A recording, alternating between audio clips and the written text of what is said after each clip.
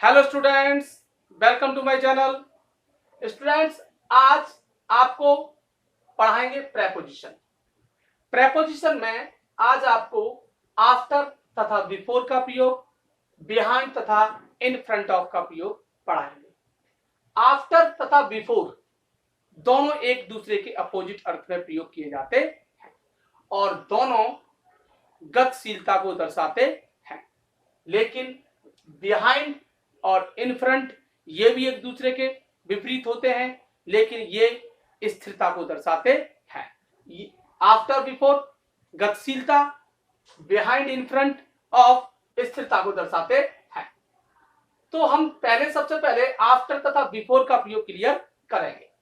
Rule देखते हैं। पहला, गति की अवस्था पीछे या पीछे करने के अर्थ में आफ्टर प्रेपोजिशन का प्रयोग करते हैं। सेंटेंस देखते हैं। The hunter ran after the deer. Hunter शिकारी दौड़ा किसके पीछे? डियर के पीछे।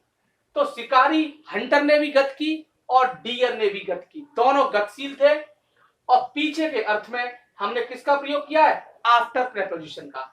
और किसके पीछे दौड़ा? डियर के पीछे, इसीलिए डियर से पहले हमने आफ्टर प्रेपोजिशन का प्रयोग किया है। अब देखते हैं रूल नंबर 2। रूल नंबर 1 के ठीक विपरीत अर्थ में बिफोर प्रेपोजिशन का प्रयोग करते हैं, अर्थात आगे के अर्थ में, गतिशीलता के साथ आगे के अर्थ में बिफोर प्रेपोजिशन का प्रयोग करते हैं। सेंटेंस देखेंगे। He kept on running before the robbers.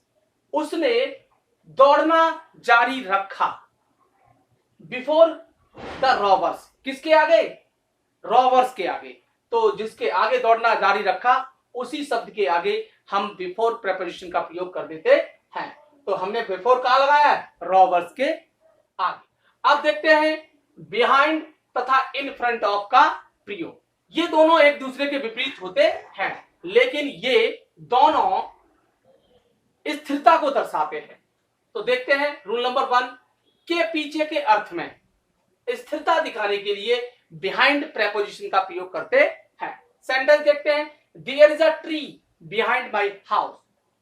तो ट्री भी स्थिर है और मेरा घर, माई हाउस भी स्थिर है। दोनों जो ऑब्जेक्ट हैं, दोनों क्या हैं? दोनों स्थिर हैं। तो किसका प्रयोग किया हमने? बिहाइंड प्रेपोजिशन का। अब हम देखते हैं रूल नंबर 2। ठीक रूल नंबर 1 के विपरीत अर्थ में, अर्थात के सामने के अर्थ में हम इन फ्रंट ऑफ का प्रयोग करते हैं और यह भी आवश्यक है कि स्थिरता दिखाई जाए। सेंटेंस देखते हैं। There is a bench in front of his room. तो बेंच जो है स्थिर अवस्था में, वो कहां है? उसके कमरे के सामने।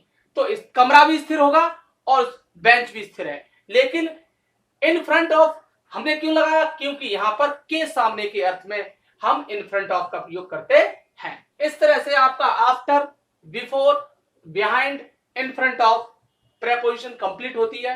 आपको वीडियो अच्छी लगी हो, लाइक करें, शेयर करें। Thanks for watching.